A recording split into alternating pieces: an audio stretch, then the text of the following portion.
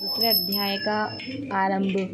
संजय बोले, हे दशरथ, जब श्री कृष्ण दयायुक्त नेत्रों में आंसू भरकर व्याकुल नित्य अर्जुन से बोले, हे अर्जुन, अनंत के सेवन करने योग्य अपयशकारक नरक में गिरने वाले मोह इस समय तुम्हारे मन में कहाँ से आया? तुम कायर मत बनो, यह शोभा नहीं देता। तुम हृदय की दुर्बलता को त्याग कर युद्ध के निमित्त खड़े हो जाओ। अर्जुन ने कहा, कहाँ है माधव? मैं रण में पूज्य भीष्म और द्रोणाचार्य के ऊपर बाण प्रहार कर कैसे युद्ध करूँगा? इस लोक में महात्मा गुरुजनों को ना सत्कार, भीख मांग भोजन करना उत्तम है, और अर्थ की कामना के लिए तो गुरुजनों को मारकर उनके रक्त से सने भोगों को भोगूंगा। हम नहीं जानते कि युद्ध में कौन जीतेगा। यदि हम जीते भी लगे तो भी जिनको मार हम जीवित रहना नहीं चाहते, वही धृतराष्ट्र के पुत्र हमारे सामने प्रस्तुत है।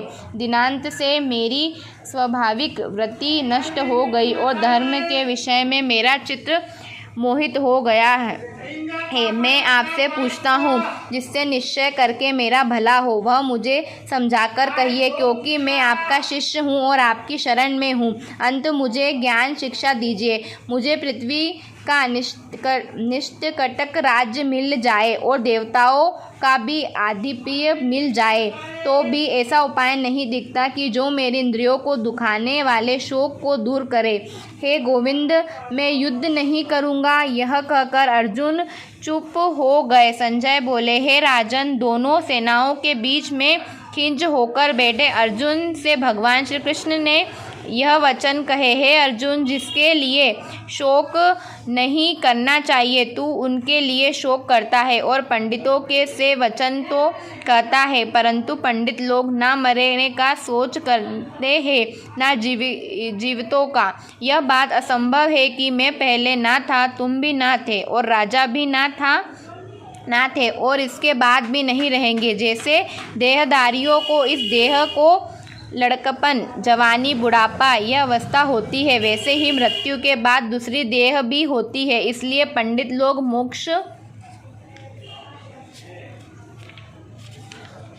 मोक्ष तुमको उचित है। कोई मनुष्य तो इस आत्मा को आश्चर्य से देखता है, आश्चर्यवत वर्णन करता है, कोई आश्चर्यवत मानकर सुनता है, परंतु कोई देख कह व सुनकर भी भली प्रकार नहीं जानता। सबके शरीर में यह आत्मा नित्य अविनाशी है। कारण सब प्राणियों के लिए तुमको सोच करना चाहिए, नहीं अपने धर्म को सोचकर तुमको घबराना उचित नहीं है, क्योंकि क्षत्रियों को धर्म पूर्वक युद्ध से बड़ा और कुछ भला करने वाला नहीं है। पार्थ, बिना इच्छा किए स्वर्ग का द्वार रूपी युद्ध तुमको सर्वत्र प्राप्त हुआ है। ऐसा सुअवसर भगवान क्षत्रिय को नहीं मिलता है। यदि तुम अपने धर्म के अनुसार इस संग्रह को ना करोगे तो अपना धर्म और बड़ाई खो बैठोगे और पाप को प्राप्त होगे। सब लोग सदा तुम्हारी प्रकृति करेंगे और प्रतिष्ठा वाले पुरुषों के अपयश का होना मृत्यु से भी बढ़कर है। हे महारथी, समझे कि अर्जुन डरकर संग्राम से हट गया और अब तक जो लोग तुम्हारा मान करते थे वे अपयश करने लगेंगे। शत्रु लोग तुम्हारे पराक्रम की निंदा करते हुए अनेक प्रकार के दुर्वचन कहेंगे। इससे बढ़कर दुख तुमको क्या होगा? यदि तुम युद्ध में नष्ट हो गए तो स्वर्ग के भागी बनोगे, जीतने पर पृथ्वी का राज्य करोगे। इसलिए युद्ध के निमित्त दृढ़ प्रतिज्ञ होकर खड़े हो जाओ। सुख दुख, लाभ हानि, जय पराजय, इन सबको सम्मान समझकर युद्ध के लिए तैयार हो जाओ। ऐसा करने से तुम पाप को प्राप्त नहीं होंगे। हे प्रात, यह याज्ञोपदेश ज्ञान योग के विषय में तुमसे कह गया। तब अब निष्कर्म कर्म योग के विषय सुनो। जिस ज्ञान को पाकर कर्म बंधन से तेरी मुक्ति होगी। कर्म योग मार्ग में से एक बार आरंभ किए कर्म का नाश नहीं होता और विग्रह करने पर भी शुभ फल होता है, तथा इस कर्म का केवल आरंभ ही संसार के भय से छुड़ाकर पूर्ण ब्रह्मा प्राप्त करता है। निश्चय करने वाली बुद्धि, इस निष्कर्म कर्म में एक ही कामना वाले पुरुषों की बुद्धि एकाग्र नहीं रहती, उसकी शाखा प्रशाखाएं होती है। ऐसी दशा में मनुष्य संदेह में रह जाते हैं। अर्जुन, अज्ञानी उस पिता प्राणी को स्वर्ग सुख से बढ़कर कुछ नहीं समझते, स्वर्ग सुख को ही उत्तम पुरुषार्थ समझते हैं। उनकी कामनाओं से चित्त व्याकुल होने के कारण निश्चयात्मक बुद्धि से मोक्ष साधन उत्पन्न नहीं होती, कारण कि उसका चित्त भौतिक में सदैव निमग्न रहता है। जिन मनुष्यों का चित्त इस प्रकार मोह में लिपित है और जिनकी आसक्ति भोग विलास और ऐश्वर्य में, ऐसे पुरुषों को अंतःकरण में निश्चयात्मक बुद्धि नहीं होती। हे अर्जुन, वेद त्रिगुणात्मक है, तुम निष्कर्म हो जाओ। सुख दुख को सम्मान जानकर नित्य नेत्र आदि सर्वार्थों में न पड़कर धीरजवान और आत्मनिष्ठ हो। ऐसे छोटे छोटे अनेक जलाशयों से मनुष्य का कार्य सिद्ध नहीं होता है। बड़े जलाशय से वे प्रयोजन अन्यास ही युद्ध हो जाते हैं। उसी तरह संपूर्ण वेदों में कहा हुआ कर्म कार्यों का फल व्रत में भक्ति करने वाले मनुष्य को सजय ही में व्याप्त होता है। तुमको केवल कर्म करना चाहिए, निकम्मे ही रहो। फल की आशा त्याग कर कर्म की सफलता व असफलता को सम्मान मानकर तुम योगस्थ होकर कर्म करो, यही कर्म ज्ञान योग है। इस बुद्धि योग सहित कर्म से अन्य कर्म अत्यंत हीन है, इसलिए तुम बुद्धि योग का ही आश्रय ग्रहण करो। फल की इच्छा करने वाले निकृष्ट होते हैं, निष्काम कर्म करने वाले पुरुष ईश्वर कृपा से इसी संसार में सकृत तथा दुष्कृत इन दोनों ही का त्याग कर देता है। इसलिए तुम निष्कर्म कर्म में प्रवृत्त हो, जो सब कर्मों में कल्याण कारक है।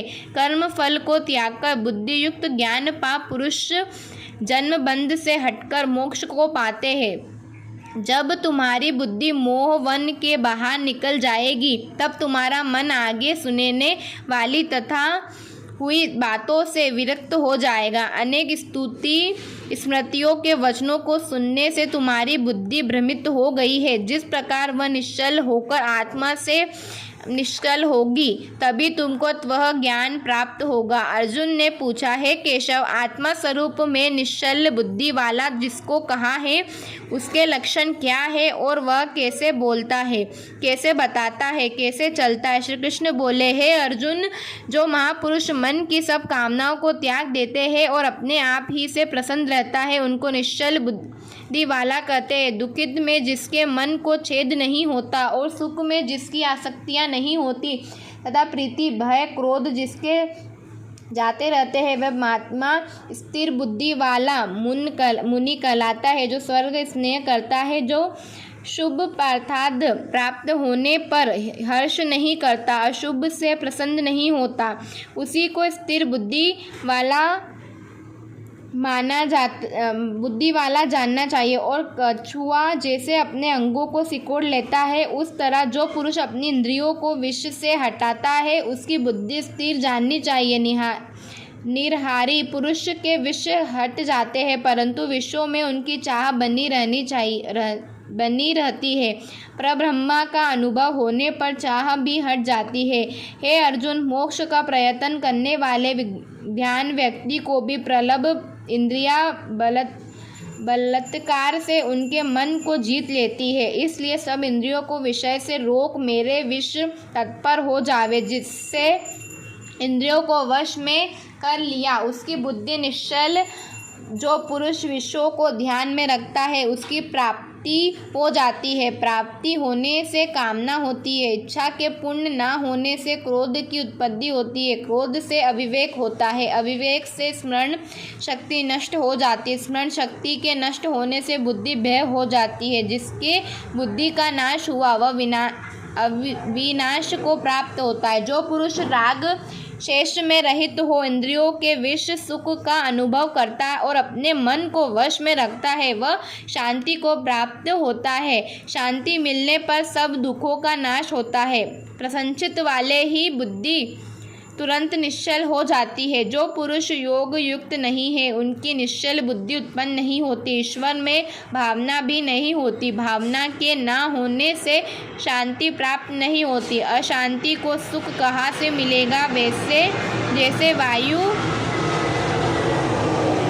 जैसे वायु नाव को जल में खींच ले जाती है, इस प्रकार इंद्रियां उस पुरुष की बुद्धि का नाश कर देती है जिसके मन विषयाक्त हो इंद्रियों के पीछे लग जाते हैं। इस कारण हे महाबाहो, जिसने इंद्रियों को विषय से सर्वदा रोक रखा है उसकी बुद्धि स्थिर है। जो सब प्राणियों की रात है उसे स्वयं जागता रहता है और प्राणी मात्र जिस समय जागते हैं मुनिजनों की वह रात्रि है। जल से भरे पुण्य समुद्र में नदियों का जल भरने पर भी वह अपनी मर्यादा पर ही रहता है। उसी प्रकार जिस पुरुष में इच्छा न रहती पर भी सब विषय भोग प्रवेश करते हैं उसी को भांति मिलती है। विषयों की इच्छा करने वाले को शांति नहीं मिलती। जो पुरुष सब कामनाओं को छोड़कर इच्छा रहित विचारता है, ममता अहंकार जिसमें नहीं है, वही शांति को प्राप्त होता है। पार्थ ब्राह्मी स्थिति यही है। ऐसी स्थिति मिल जाने पर प्राणी फिर मोह में नहीं फंसता और अंत समय में निर्वाण ब्रह्म को प्राप्त होता है।